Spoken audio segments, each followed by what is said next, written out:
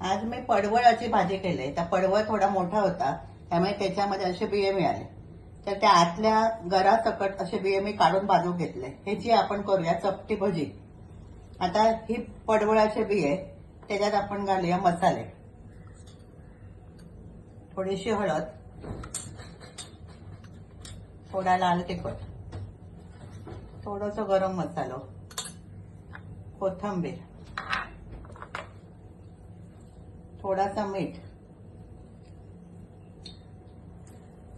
आणि ह्याचं जे पाणी असतं त्याच्यात मावा तेवढा बेसन घालायचं.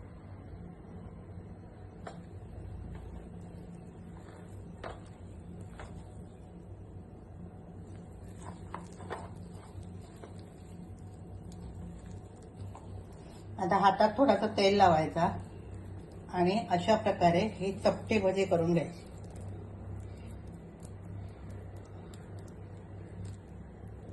इकडे मी तवो ठेवलाय, तर तव्यावरती तेल घातलंय, तर तेल आता तापलं इथं अशी लावायची.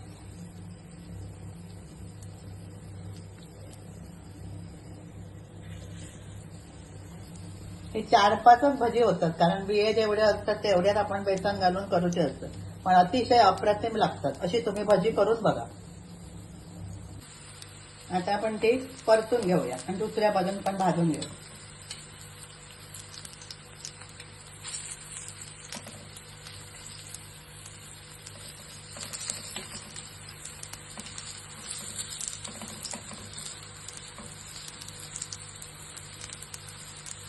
आता आपण दुसऱ्या बाजून भाजली का बघूया. दुसऱ्या बाजून पण व्यवस्थितपणे भाजले. बेसनचं पीठ असतं त्यामुळे ते नीटपणे मंद गॅसवर भाजून घ्यायचे. आता आतमध्ये चिकट राहू. आता ही पूर्णपणे भाजली, आपण बाजू करून ठेवूया. तेल निथळला की ते काढून घेऊया. अशी ही पडवळाच्या बियांची खुसखुशीत भजी तयार. आता ही 4-5च होतात, पण अतिशय सुंदर लागतात. तर अशी तुम्ही भजी करून बघा. पडवळाचे बिये टाकून देऊ नका. आणि ही रेसिपी आवडली तर लाईक करा, शेअर करा, सबस्क्राईब करा.